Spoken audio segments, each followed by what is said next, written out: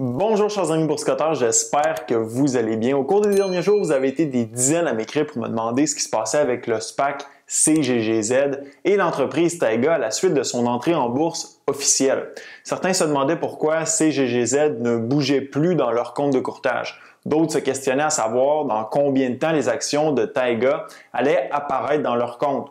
D'autres se demandaient pourquoi le prix est passé de 3 $ à 15 $, etc.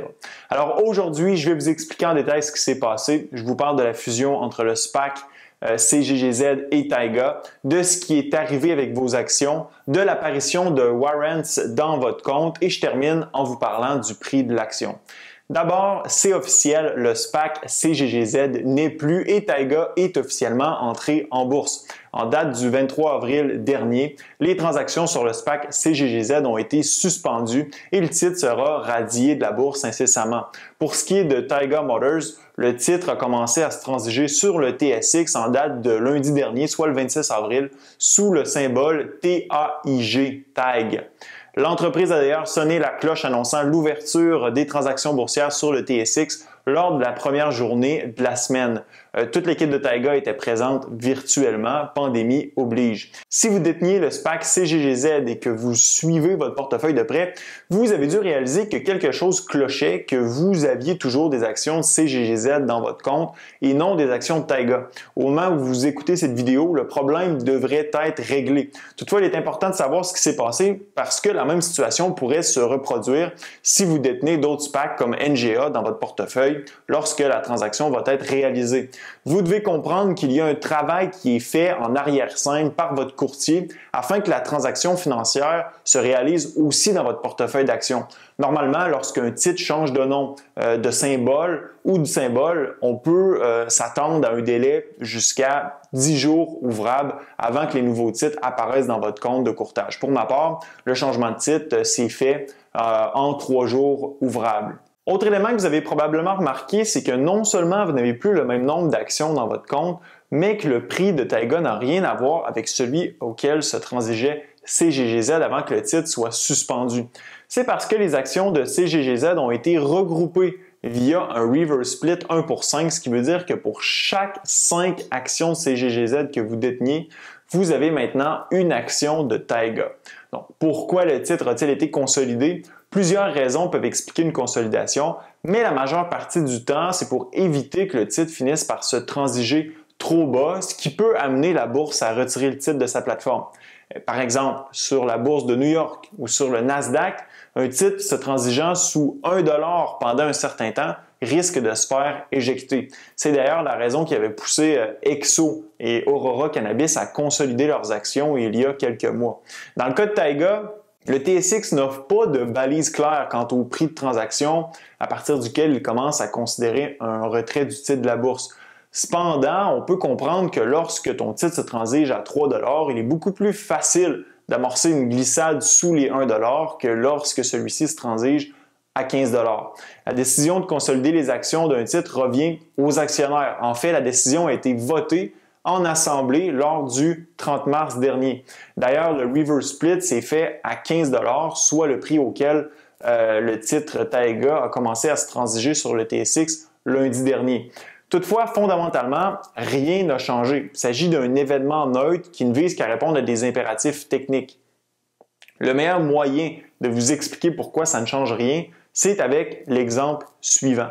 Imaginez que vous avez dans votre main 4 pièces de 25 sous, dont chacune correspond à une action de l'entreprise X. Vous détenez donc 1 $ en actions de l'entreprise.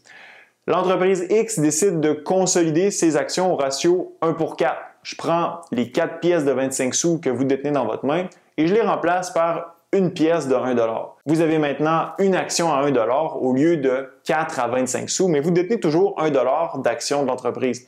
Vous n'êtes pas plus riche, pas plus pauvre. En fait, ça ne change absolument rien et c'est le même principe lorsqu'on parle d'un split ou d'un fractionnement d'actions en français. Ceci étant dit, il n'y a pas que les actions qui ont subi une consolidation, les warrants ou bons de souscription aussi. Et là, j'imagine que c'est le deuxième élément après la consolidation qui vous a le plus surpris lorsque vous avez consulté votre compte de courtage après que la transaction y ait été traitée. Des warrants sont apparus dans votre compte. Pourquoi et qu'est-ce que ça veut dire? Un warrant, c'est un contrat entre vous et l'entreprise qui vous donne l'option et non l'obligation d'acheter une ou plusieurs actions à un prix fixé d'avance durant une période limitée dans le temps. Ça ressemble beaucoup à un call option, mais il y a des différences. D'abord, le certificat est émis par l'entreprise. Ils sont négociés directement en bourse comme une action. Lorsqu'ils sont exercés, les bons de souscription participent à la dilution des investisseurs et leur date d'expiration est généralement plus longue que celle des contrats d'option. Dans le cas qui nous concerne, si vous déteniez des actions de CGGZ avant la fusion avec Taiga, vous déteniez aussi des warrants sans le savoir. En fait, chaque action de CGGZ venait avec un demi-warrant. Donc, si vous aviez, disons, 100 actions de CGGZ, vous aviez aussi 50 warrants. La transaction a provoqué une scission entre les warrants et les actions et les deux se transigent maintenant séparément en bourse. Sauf que lors de l'Assemblée du 30 mars dernier, en plus de voter sur la consolidation des actions 1 pour 5, les détenteurs de bons de souscription ont aussi voté pour une consolidation des warrants 1 pour 5. Ce qui veut dire que les 50 warrants que vous déteniez avec vos 100 actions de CGGZ se sont transformés en 10 warrants TAIG-WT. Les warrants de Taiga avaient un prix d'exercice de 3,45 $ par action avant la consolidation, ce qui porte le prix d'exercice après la consolidation à 17,25 $. Ils peuvent être exercés 65 jours après la transaction et ils ont une date d'expiration qui est fixée à 5 heures PM, 5 ans après la complétion de la transaction, ce qui nous amène au 21 avril 2026. Autrement dit, les warrants peuvent être transformés en actions seulement si l'action de Taiga atteint 17,25 $ et cet événement doit se produire avant le 21 avril 2026, sinon ceux-ci deviendront sans valeur. Cependant, la date d'expiration peut être devancée si l'action de l'entreprise égale ou dépasse 7,20 $, maintenant 36 $ post-consolidation, à la fermeture des marchés pendant 20 séances boursières sur une période de 30. En d'autres mots, avec un préavis de 30 jours, l'entreprise peut vous forcer à exercer vos warrants plutôt si le prix de l'action se maintient au-dessus de 36 $ pendant 20 séances, sans quoi vous pourriez perdre vos droits et les sommes que vous avez engagées pour les acquérir. Je ne veux pas m'embarquer dans les différentes stratégies qui peuvent être mises en place pour profiter de l'achat de warrants versus des actions. Ce sera pour une autre vidéo. Mais en quelques mots, sachez que le warrant est un dérivé financier qui permet d'augmenter son exposition sur un titre en raison de l'effet de levier. Mais c'est un outil plus risqué que les actions. Par exemple, si vous achetez 100 actions de Taiga à 12 $, vous aurez besoin de 1 200 $. Par contre, si vous achetez 10 warrants de Taiga à 3 $, vous aurez besoin de 300 $.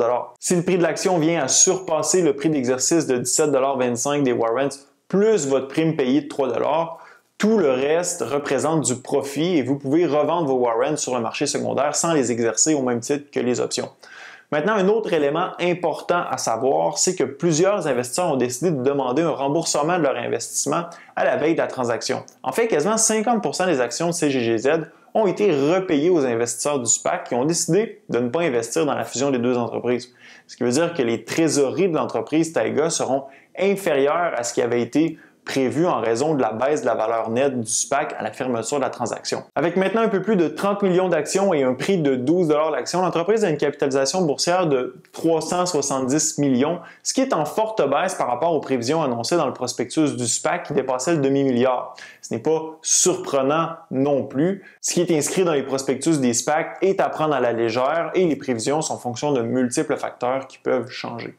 Sur une note un peu plus positive, les deux principaux dirigeants de l'entreprise, soit le CEO Samuel Bruno et Gabriel Bernatchez, le CTO, possèdent maintenant quelques 3,3 millions d'actions, ce qui leur donne 10,8 % de l'entreprise. C'est toujours bien de voir que les dirigeants possèdent une majeure partie de leur fortune dans leur entreprise. C'est un excellent incitatif afin qu'ils assurent le développement et la réussite de l'entreprise. Pour ce qui est du prix de l'action, préparez-vous à beaucoup de volatilité pour les prochaines semaines et les prochains mois. C'est une entreprise en démarrage qui a tout à prouver. Plusieurs jalons importants se retrouvent devant eux et la complétion de ceux-ci sera fondamentale pour la réussite de l'entreprise. Le premier, c'est de réussir à faire rouler leur chaîne de production dans leur centre de recherche et développement à Montréal pour atteindre le maximum de 2000 unités par année. D'ailleurs, l'entreprise s'est lancée dans une campagne de recrutement importante, ce qui démontre que les gestionnaires ne chôment pas. J'ai trouvé plus de 55 postes à combler chez l'entreprise sur le site Workopolis. Si vous êtes programmeur, ingénieur, comptable, gestionnaire de projet, etc., allez y jeter un coup d'œil, vous trouverez peut-être votre prochain emploi. Deuxièmement, l'entreprise doit vendre des produits cette année. Idéalement, il faudrait qu'il puisse rouler la chaîne de production du centre de recherche et développement au maximum et qu'ils vendent les produits à mesure qu'ils sortent de la chaîne de production. Ça confirmerait l'intérêt des consommateurs pour les produits Taiga et rassurerait les investisseurs, dont plusieurs, il faut le dire, sont encore sceptiques quant au succès potentiel des produits Taiga et de l'entreprise en général. Puis, troisièmement, il faut impérativement que la construction de l'usine de Shawinigan débute d'ici la fin de l'année pour qu'elle soit complétée au courant de l'an prochain, idéalement dans la première moitié de l'an prochain. D'ici à ce qu'on ait plus d'informations, l'action pourrait continuer de descendre. Le plancher de 3 $ ou 15 $ après consolidation n'existe plus dû au fait que la transaction est réalisée, donc rien ne nous retient pour une belle glissade.